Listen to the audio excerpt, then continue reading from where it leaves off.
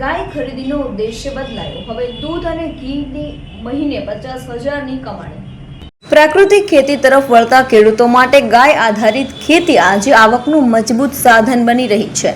શરૂઆતમાં માત્ર ખેતીના હેતુથી ખરીદેલી ગાયો આજે દૂધ ઉત્પાદન આપતી થઈ છે અને તેના પરથી બનતું ઘી તથા દૂધ વેચીને નિયમિત આવક સર્જાઈ છે। આવી જ એક પ્રેરણાદાયી કહાની રામભાઈ મકવાણાની છે, જેમણે ગાય આધારિત પ્રાકૃતિક ખેતીને આત્મનિર્ભર આવક મોડેલમાં રૂપાંતરિત કરીને બતાવ્યું છે। રામભાઈ મકવાણા જણાવે છે કે તેમણે ધોરણ 12 સુધી અભ્યાસ કર્યો છે અને હાલ તેમની ઉંમર 45 વર્ષની છે। તેમની પાસે કુલ 100 વીઘા જમીન છે। પરંપરાગત ખેતીમાં વધતા ખર્ચ અને ઘટતા નફા વચ્ચે તેમણે પ્રાકૃતિક ખેતી અપનાવવાનો નિર્ણય કર્યો। પ્રાકૃતિક ખેતી માટે સૌથી પહેલું પગલું ગાયોની ખરીદીનું હતું, કારણ કે ગાય આધારિત ખેતીમાં ગૌમૂત્ર અને છાણનું મહત્વ અત્યંત છે। શરૂઆતમાં ગાયોથી માત્ર ખેતી માટે જરૂરી ઇનપુટ્સ મળતા હતા, પરંતુ સમય જતાં આ ગાયો દૂધ ઉત્પાદન આપતી થઈ ગઈ। આજે તેમના પાસે કુલ 50 ગાય છે, જેમાં અંદાજે 10 ગાય નિયમિત દૂધ આપે છે। આ દૂધમાંથી પરંપરાગત પદ્ધતિથી ઘી બનાવવામાં આવે છે અને સાથે સાથે ઓર્ડર મુજબ દૂધનું પણ વેચાણ કરવામાં આવે છે। ઘીનો ભાવ પ્રતિ કિલોગ્રામ ₹2,000 છે, જ્યારે દૂધનો ભાવ પ્રતિ લીટર ₹70 મળે છે। ગુણવત્તા અને શુદ્ધતાને કારણે તેમના ઉત્પાદનો માટે ગ્રાહકો પોતે સંપર્ક કરે છે અને મોટા ભાગે પહેલેથી ઓર્ડર મળતા હોય છે।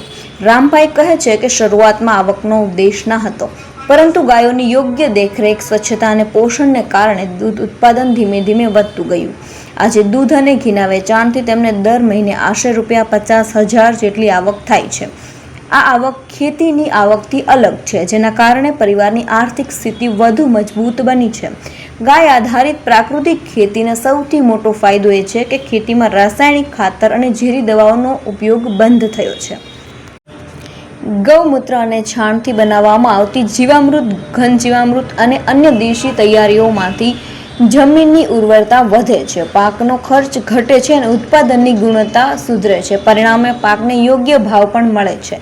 રામભાઈનું માનવું છે કે પ્રાકૃતિક ખેતી માત્ર ખેતી પદ્ધતિ નથી, પરંતુ જીવનશૈલી છે। ગાય, ખેતી અને માનવ વચ્ચેનો સંબંધ ફરીથી મજબૂત બને છે।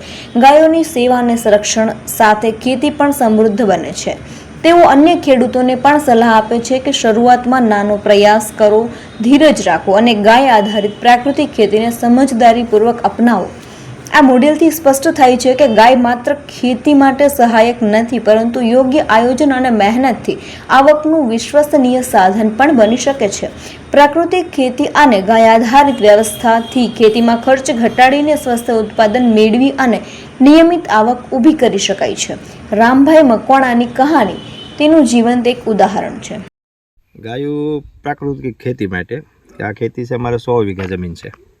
આ જમીનમાં પ્રાકૃતિક ખેતી કરી શકાય અને એનું છાણ જે આપણે ગાય આધારિત ખેતી થાય એ માટે આપણે ગાયો વસાવી છે। તમારું નામ શું, ગામ કયું, કેટલી ગાયો છે? દૂધનું ગામ છે, મારું નામ છે રામભાઈ દાનાભાઈ ભરવાડ। કેટલી ગાયો છે? 50 ગાયો છે। અને દૂધનું કઈ રીતનું આખું કરો છો? દૂધ ઓર્ડર પ્રમાણે દૂધ, ઘીનો ઓર્ડર હોય તો ઘી, બાકી વધે તો દનિયા ભરી દઈએ છીએ અને ડેરીમાં આપી દઈએ। વધે તો કેવી આવક થાય? મહિને 50-60 હજાર રૂપિયાની આવક થાય।